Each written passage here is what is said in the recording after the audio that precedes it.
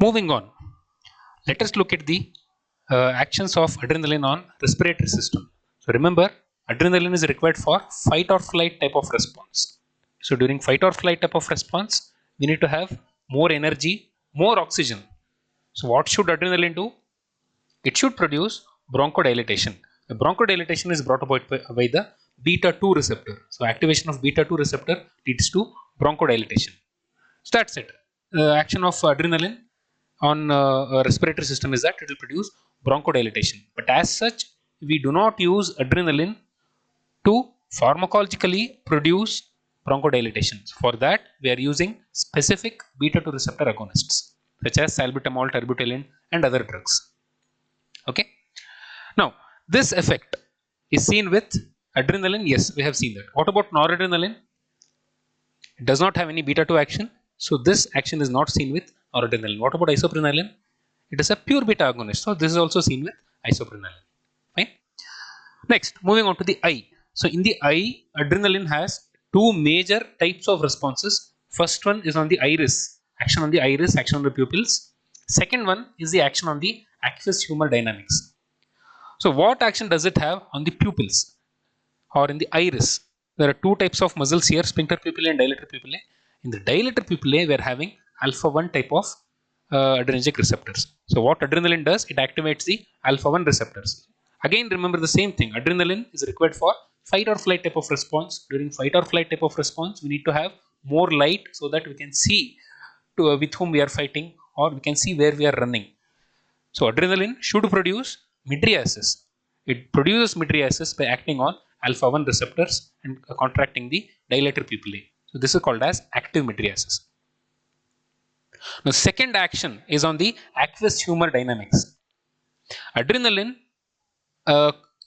controls the aqueous humor dynamics very minutely by acting on all the three aspects of aqueous humor dynamics. Which are these three aspects? One is aqueous humor production in the ciliary body. Second one is aqueous humor secretion from the ciliary epithelium. And third one is the aqueous humor outflow through the trabecular meshwork. So, aqueous humor production through ciliary vessels, there are alpha 1 receptors located on ciliary vessels. So, if adrenaline activates alpha 1 receptors, what is going to happen? A, B, C, D, remember that. So, A for C. So, alpha 1 receptor activation leads to vasoconstriction. If there is vasoconstriction, the production of aqueous humor is decreased. Aqueous humor is produced in the ciliary body through the ciliary vessels. If there is vasoconstriction of the ciliary vessels through alpha 1 activation, aqueous humor production is decreased. The next step is aqueous humor secretion through the epithelium, ciliary body epithelium. And on ciliary body epithelium, we are having beta 2 receptors and alpha 2 receptors. So, if adrenaline sits on beta 2 receptors, the secretion of aqueous humor from the ciliary body increases. If it sits on alpha 2 receptors, the secretion of aqueous humor from the ciliary body decreases. So, why so much complications? Because adrenaline either activates beta 2 receptors or alpha 2 receptors depending on the need. Okay, if there is need for more aqueous humor in the posterior chamber, it will increase the production here, increase the secretion here by acting on beta 2 receptors. If there is a need for decreased aqueous humor in the posterior chamber, it will activate alpha 2, leading to a decreased secretion. Next, the third facet is aqueous humor outflow. In the trabecular meshwork, beta 2 receptors are located. Acting on beta 2 receptors, the trabecular outflow is increased. So, all these are different actions of adrenaline on aqueous humor dynamics. So, it is a complicated action. This complicated action, through this complicated action, adrenaline minutely maintains the aqueous humor production, secretion, everything inside the eye. Okay. So, all this is physiology. But pharmacologically speaking, we cannot have adrenaline as such to produce all these effects in the eyes, because you cannot administer adrenaline through the cornea. Adrenaline does not penetrate cornea that well.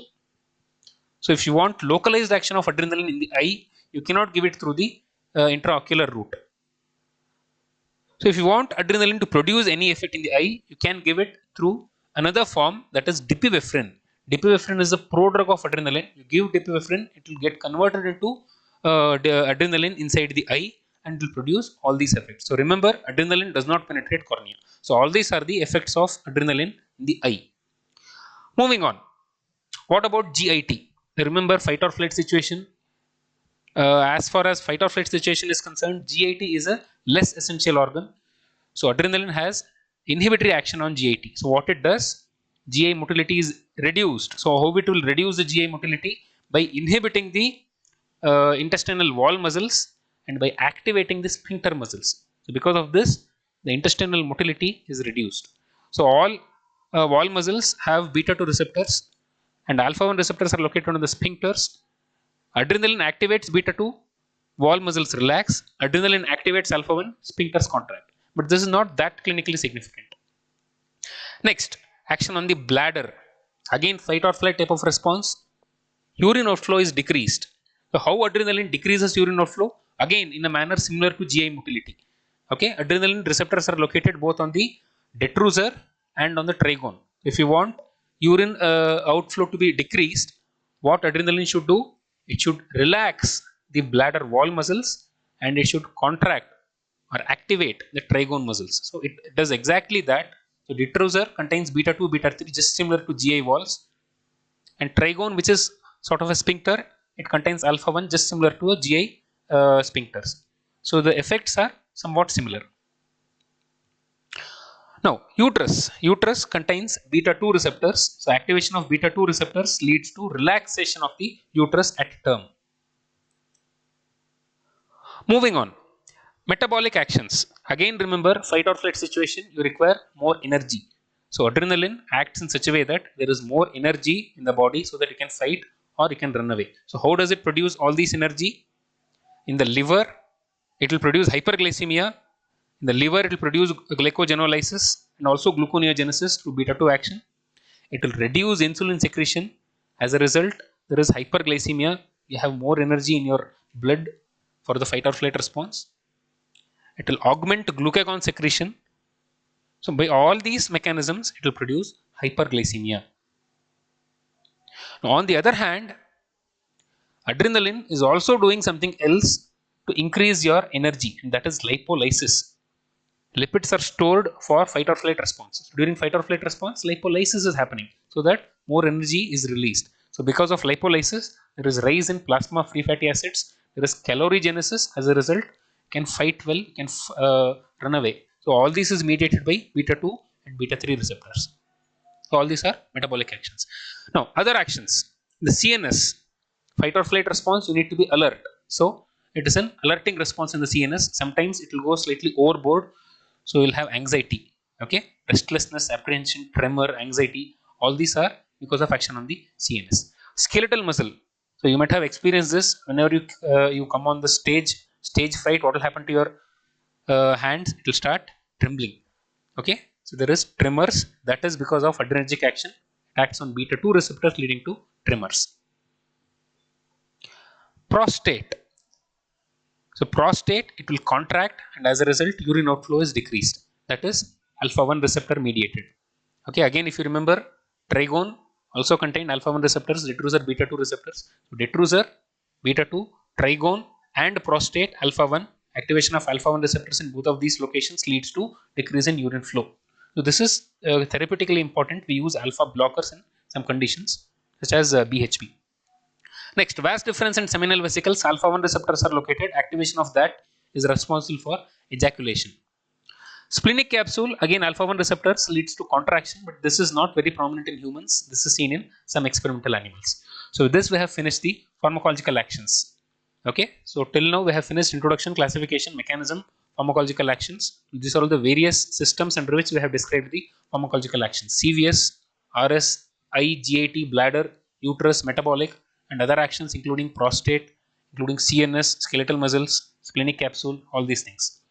Moving on, pharmacokinetic highlights. Can you administer adrenaline through the oral route? No, you cannot administer adrenaline through the oral route. The reason for that is an enzyme, catechol O-methyl transferase. Remember, adrenaline is an endogenous catecholamine. This enzyme, catechol O-methyl transferase, is sitting in our intestine, sitting in our GIT, and This is responsible for breakdown of all the ingested catecholamines. So if you ingest adrenaline, which is a catecholamine, COMT breaks it down so that it is not absorbed. So you cannot give adrenaline through the oral route.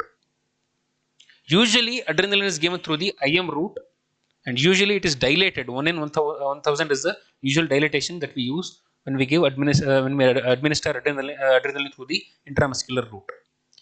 We also administer adrenaline through the subcutaneous route. The dose is the same, 1 in 1000. Extreme emergencies, we further dilute it, 1 in 10,000 to 1 in 100,000 or 1 in lakh. We further dilute it and give it through the IV route. If we give 1 in 1000 as IV, it will lead to a lot of complications. So we should not give the same 1 in 1000 dose through IV route. We should dilate it 10 times or even 100 times. Very rarely we give it through the intracardiac route. For controlling acute bleeding, in the nose epistaxis, for example, we use compresses, local compresses containing adrenaline, the same dose again, 1 in 10,000 dose. For ophthalmic, we have already seen this. We use a prodrug of adrenaline, which is dipivefrin. Okay, pharmacokinetics. Next, we move on to the adverse drug reactions of adrenaline. We can classify this under two headings: side effects and toxic effects. Side effects is seen when you are giving adrenaline the same dose or therapeutic dose. So, at therapeutic doses, all the side effects are transient, seen after IM or subcutaneous administration. These effects include restlessness because of CNS, headache again CNS action and vascular action, throbbing headache, palpitation, cardiac action, anxiety, tremor because of CNS action and skeletal muscle action, and pallor because of vasoconstriction in the skin. So all these are transient effects. We need not worry about any of the side effects of adrenaline because all these disappear in a very short period of time. Toxic effects are seen when you administer adrenaline at very high doses. As I was telling you previously, if at all you mistakenly administer the intramuscular route, that is 1 in 1000 dilution, if you administer that through IV route, that will lead to toxic effects. We need to be worried about toxic effects. So what are the toxic effects? Marked rise in blood pressure. It's a pressor drug, right?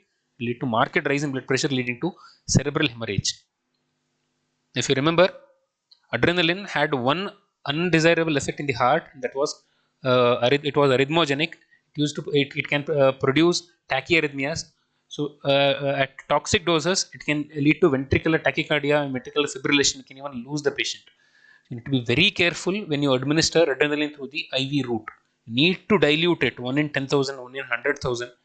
As far as possible, try to avoid intravenous administration of adrenaline. As far as possible, give it through IM or subcutaneous route. It can also lead to angina, myocardial infarction, because it will increase the work of the heart. Correct? It will increase the heart rate, it will increase the force of contraction, conduction, velocity, everything will be increased. So heart work will increase, and as a result, it will lead to angina and also precipitate myocardial infarction. So all these are the effects which you should be worried about. Precautions.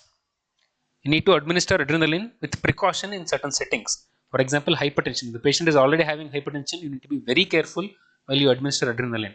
Hyperthyroidism. Already the patient is in a restless situation because of increased T3, T4 circulating in the body. In fact, one of the treatment options for hyperthyroidism is a beta blocker. So when you administer adrenaline in such patients, you need to be very careful. Angina pectoris. I told you in the previous slide, if you administer adrenaline, it will increase the work of the heart, that can worsen or that can precipitate angina pectoris. During anesthesia with halothane, okay, halothane is an inhalation general anesthetic.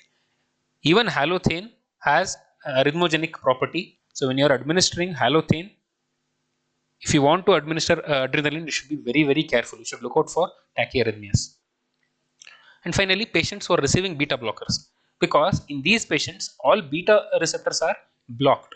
Only alpha receptors are available. In such cases, if you administer adrenaline, what is going to happen?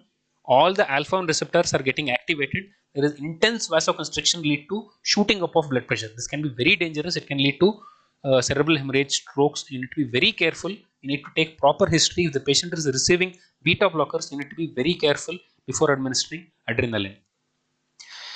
Okay, indications of adrenaline. What are all the clinical conditions where you need to use adrenaline? There is a sweet mnemonic for this: A, B, C, D, E.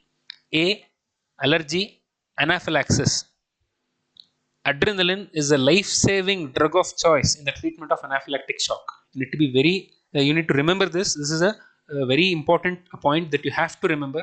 The dose of adrenaline, okay, The dose of adrenaline for allergy or anaphylactic shock is 0.5 ml of 1 in 1000 dilution. It will come to 0.5 milligrams of adrenaline, and it should be given through the IM route.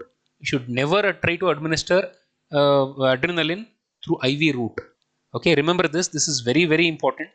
Okay, now a frequent question that comes along with this: what is the drug of choice for anaphylaxis? It is adrenaline. A frequent question that is asked along with this is the reason why adrenaline is the drug of choice for anaphylactic shock. We expect only two words from you. These are physiological antagonist of histamine. Only these two words, physiological antagonists, are the two words that we expect. So remember this: the basis for giving adrenaline in anaphylactic shock is that it is a physiological antagonist of histamine. That is A. B. Bronchial asthma, as I told you previously, it acts on beta 2 receptors in the respiratory system, leading to bronchodilation. However, we do not use adrenaline for that. We use specific beta 2 agonists such as salbutamol. C. For cardiac resuscitation. Okay, so we use adrenaline in case of severe heart failure. So for that we use IV, we give it through IV route, but we have to dilute it 1 in 10,000 or 1 in 100,000. Remember this. D. For prolonging duration of local anesthetic. Okay, so it produces vasoconstriction by acting on alpha 1 receptors, and as a result the local anesthetic stays in the location where it is administered for a longer duration of time. So that is the reason why we combine adrenaline with lidocaine. Again, look at the dilution: 1 in 100,000, 1 in 200,000. We just need localized action. Okay, so we give adrenaline in a very diluted manner. And finally, E for epistaxis and other local bleedings. Here we give it through compress as a localized delivery of adrenaline, 1 in 10,000 dilution. So A, B, C, D, E. A for anaphylaxis, B for bronchial asthma, which is outdated, C for cardiac resuscitation, D for prolonging duration of local anesthetic, and E for epistaxis and other local bleeding. So with this, we have finished the description of adrenaline under all these headings. So hope this video has simplified this topic for you. If you have any doubts, feel free to ask it in the comment section. Thank you. Have a nice day. Namaste.